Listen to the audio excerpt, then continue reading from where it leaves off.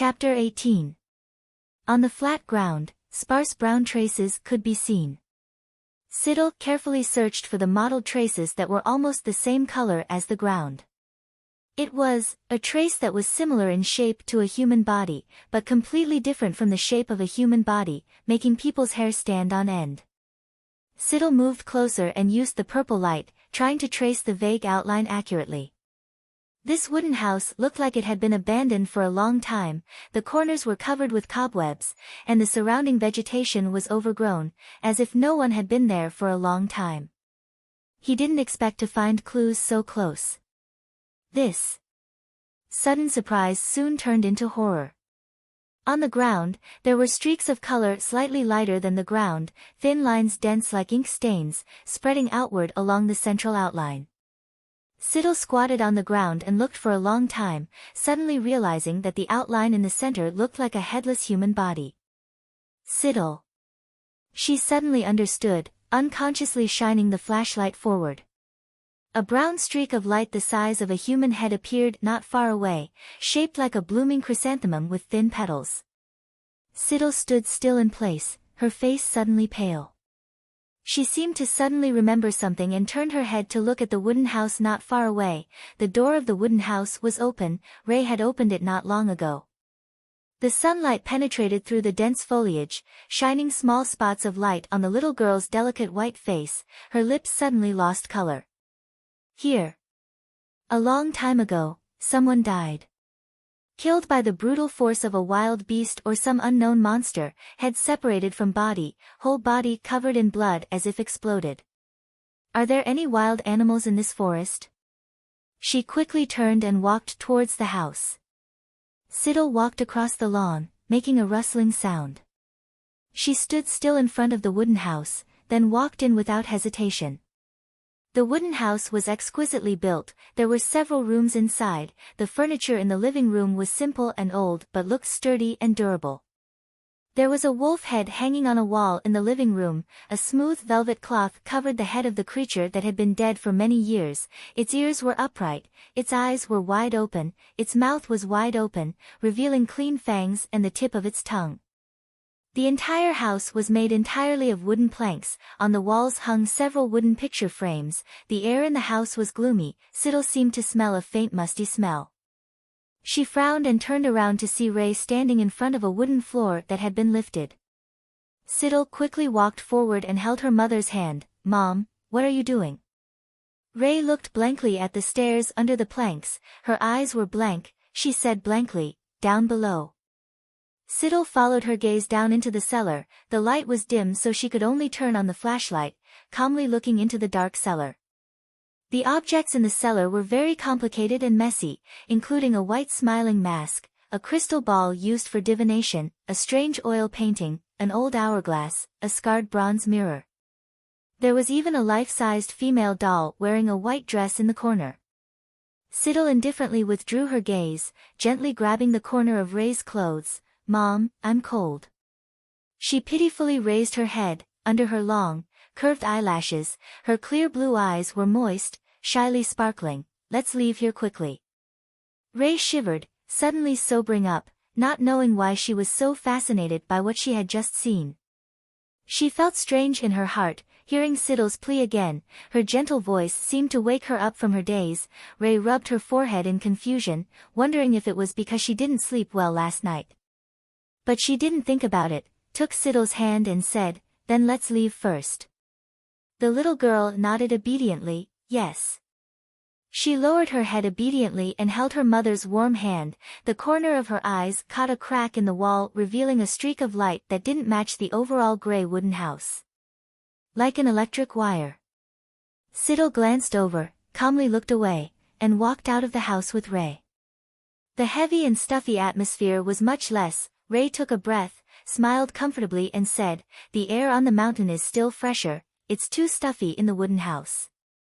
"It seems like it's really dirty here," she shrugged. "Maybe I need your father's help."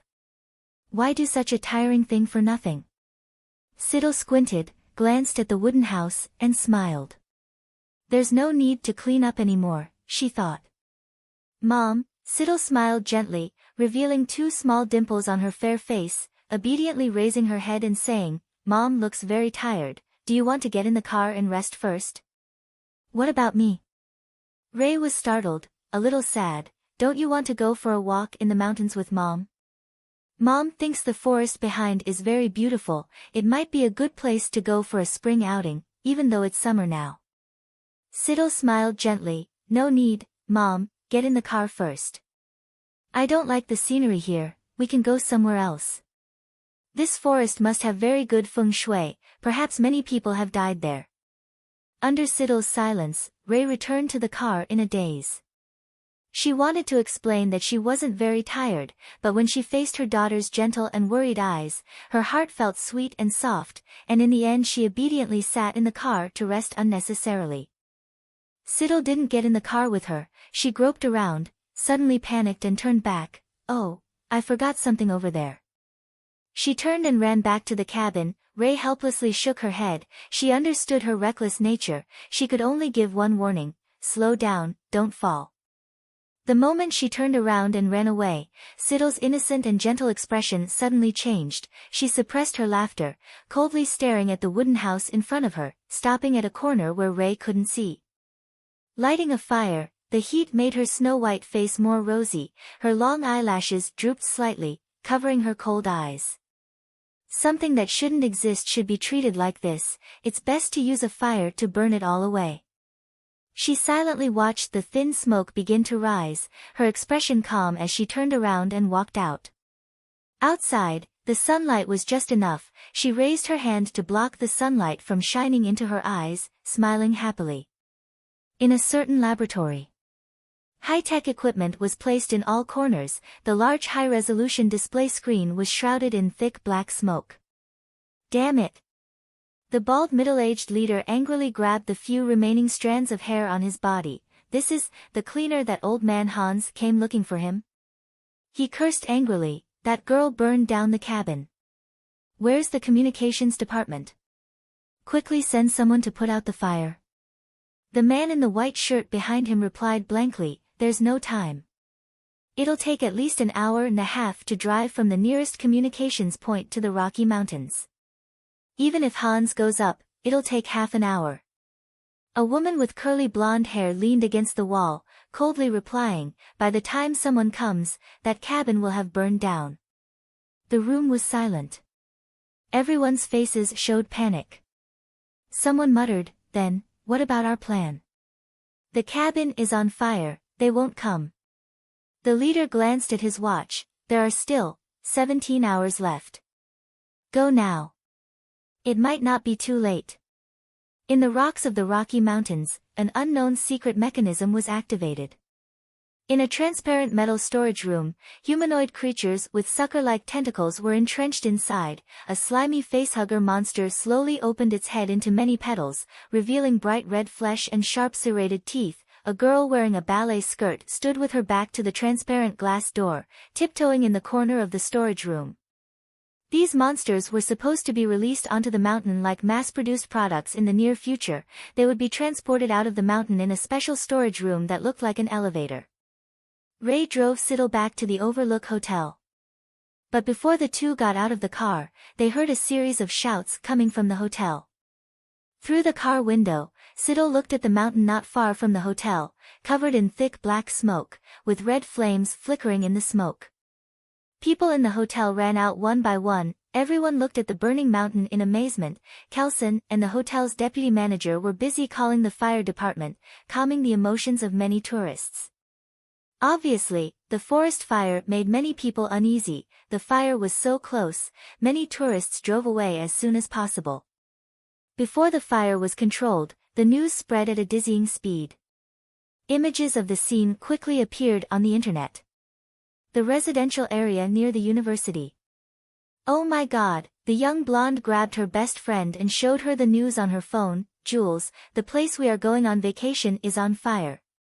The news on the page was about the fire in the Rocky Mountains. "Oh my gosh," the girl muttered indignantly. "Now we have to find another place. Let me tell Kurt."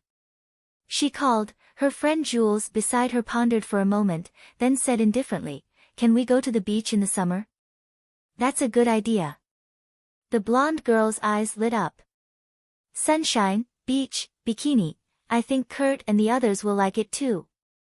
Siddle finally left the Overlook Hotel with her parents. With the fire getting worse and the tree-covered peaks burning so quickly, Kelson had no choice but to organize the evacuation of the staff. The tourists and hotel staff had all been evacuated, and Kelson also took Ray and Siddle to evacuate. Due to the emergency, many people didn't even have time to pack their belongings. Siddle, for example, didn't even have time to go to the hotel to pick up her doll before she had to rush with her parents to follow the evacuation group.